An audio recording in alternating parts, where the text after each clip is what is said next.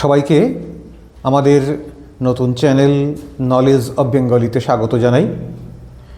সামনেই উচ্চ মাধ্যমিক পরীক্ষা, তাই সমস্ত উচ্চ মাধ্যমিকের পরীক্ষার্থীদের আমার পক্ষ থেকে অনেক অনেক শুভকামনা রইল। তোমাদের পরীক্ষা ভালো হোক, তোমাদের রেজাল্ট ভালো হোক, এই কামনা করে আজকে আমাদের প্রথম ভিডিও শুরু করছি।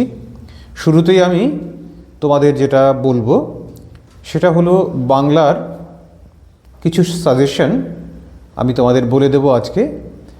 তোমরা সারা বছর ধরে নিশ্চয়ই অনেক খেটে খুঁটে তৈরি হয়েছো, পড়াশোনা করেছো। আমার মনে হয়েছে যেগুলো খুব বেশি গুরুত্বপূর্ণ প্রশ্ন আসার মতো, আমি সেইগুলো তোমাদের আজকে কয়েকটা পার্টে ভিডিও করে বলবো। প্রথমেই গদ্য বা গল্প থেকে আমি তোমাদের বলছি এবারের পরীক্ষার জন্য কোনটা সবথেকে বেশি ইম্পর্টেন্ট বলে আমার মনে হয়েছে, আমি সেটা তোমাদের বলে দিচ্ছি। শুরুতেই বলবো বাংলা গদ্যের কে বাঁচায় কে বাঁচে এই গল্প থেকে মৃত্যুঞ্জয়ের বাড়ির অবস্থা শোচনীয়।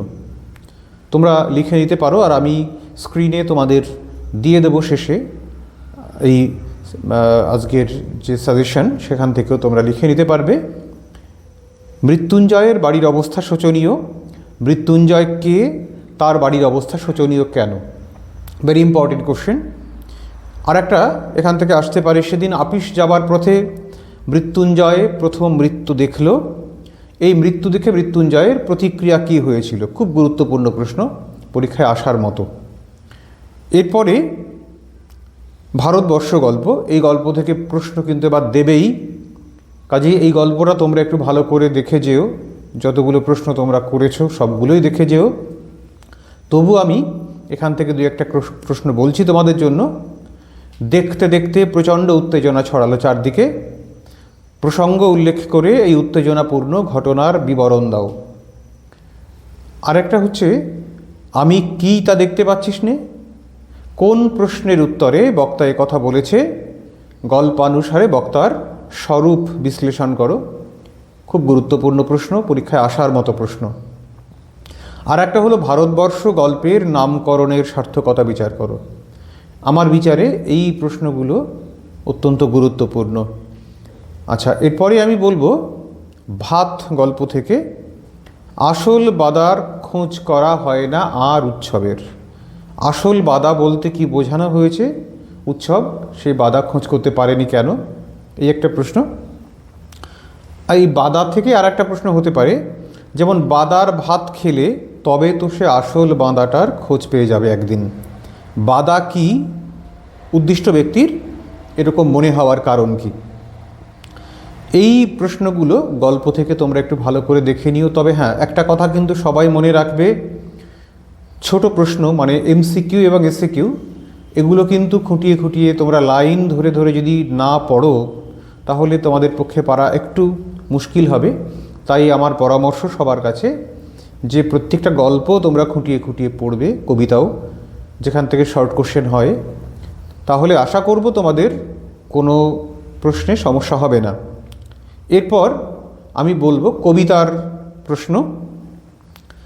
কবিতা থেকে শুরুতেই আমি বলছি রূপনারায়ণের কুলে, এই কবিতা থেকে সে কখনো করে না বঞ্চনা।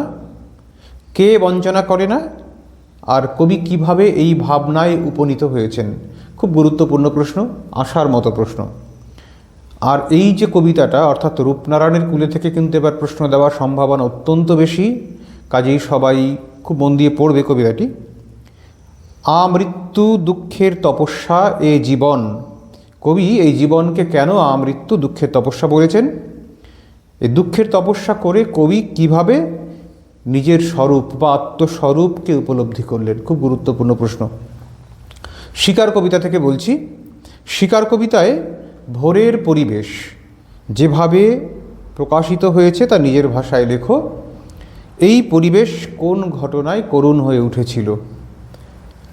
আচ্ছা, আর একটা, একটি তারা এখন আকাশে রয়েছে।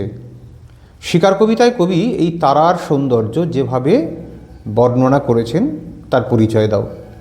খুব গুরুত্বপূর্ণ প্রশ্ন। আচ্ছা, আর একটা হচ্ছে আমি তা পারি না, এটা হলো ক্রন্দনরতা জননীর পাশে এই কবিতা থেকে। আমি তা পারি না, কে কি পারেন না, এই প্রসঙ্গে কবি কি কি পারার কথা বলেছেন। আর একটা হলো আমি কি তাকাবো আকাশের দিকে বিধির বিচার চেয়ে, এ কথা বলার কারণ কি। দেখো এর মধ্যে রূপনারায়ণের কূলে এবং ক্রন্দনরতা জননীর পাশে এই দুটো কবিতা এবারের জন্য অত্যন্ত গুরুত্বপূর্ণ। শিকারটাও ভালো, তোমরা এই তিনটে ভালো করে দেখে যেও। আর মহুয়ার দেশ থেকে আমি ইচ্ছে করি বললাম না, এটা তোমাদের একটুখানি হালকা করলাম, হালকা করার চেষ্টা করলাম। তবু শর্ট কোশ্চেনের জন্য কিন্তু ওই কবিতাটাও তোমরা পড়বে। এরপরে আমি চলে যাব নাটকের ক্ষেত্রে। তোমরা জানো তোমাদের দুটো নাটক রয়েছে, একটা হলো বিভাব আর একটা নানা রঙের দিন। তোমরা যদি এখানে সাজেশন চাও তা আমার পরামর্শ হচ্ছে তোমরা যে কোনো একটা নাটক, যে নাটকটা তোমাদের সবচাইতে বেশি ভালো লাগে, যেটাতে তুমি সবথেকে বেশি আত্মবিশ্বাসী, যে নাটকটির প্রশ্ন উত্তর লেখার জন্য সবথেকে বেশি আত্মবিশ্বাসী, তুমি সেটাই ভালো করে করো। তাহলে দেখবে তোমার অনেকটাই বোঝা কমে গেছে। কারণ একটা নাটকের অরে আর একটার প্রশ্ন থাকে। শর্ট কোশ্চেনের ক্ষেত্রে কিন্তু একই কথা প্রযোজ্য, নাটকের শর্ট কোশ্চেনেরও কিন্তু অথবা দেওয়া থাকে। কাজেই তোমরা যদি একটা নাটক ভালো করে পড়ো, আশা করি তোমাদের অনেকটাই বোঝা হালকা হবে, তুমি যেটা তোমার ভালো লাগে। আমি দুটো থেকেই কিছু কিছু প্রশ্ন বলছি, আমি তো জানি না তোমরা কে কোনটা তোমাদের ভালো লাগবে, আমি তাই দুটো থেকেই কিছু কিছু প্রশ্ন বলবো। বিভাব নাটক থেকে, যে বিভাব নাটকের নামকরণের সার্থকতা বিচার করো। আর একটা হলো এই পড়ে বুকে ভরসা এলো। কি পড়ে ভরসা এলো, বক্তা ভরসা হারিয়েছিলেন কেন? খুব গুরুত্বপূর্ণ প্রশ্ন।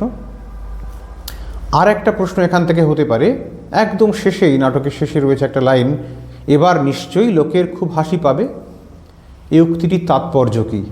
খুব গুরুত্বপূর্ণ প্রশ্ন, এগুলো একটু ভালো করে দেখে নিও। আর নানা রঙের দিন এই নাটকটা যারা করছো তাদের জন্য দু একটা কোশ্চেন বলছি আমি। প্রথমেই নানা রঙের দিন নাটকের নামকরণের সার্থকতা বিচার করো, খুব গুরুত্বপূর্ণ প্রশ্ন।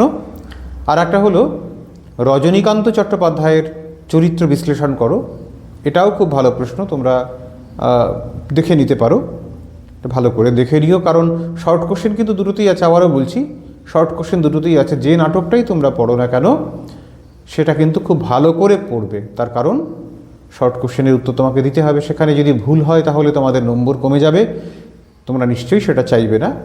তাই ভালো করে শর্ট কোশ্চেনটা দেখে নিও। আমরা প্রথম পর্বের সাজেশনগুলো এই পর্যন্তই বললাম। এরপরে আবার আর একটা ভিডিও করে আমরা দ্বিতীয় পর্বের সাজেশন যা যা বাকি রয়েছে নিশ্চয়ই বলবো। তোমরা সবাই আমাদের এই চ্যানেলটাকে সাবস্ক্রাইব করে দিও, লাইক, শেয়ার এবং কমেন্ট করে তোমাদের মতামত জানিও। তোমাদের যদি কোনো সমস্যা থাকে তোমরা কমেন্টে জানাবে, আমি নিশ্চয়ই চেষ্টা করব সেইগুলো সমাধান করার। ভালো থেকো, দেখা হচ্ছে পরের ভিডিওতে।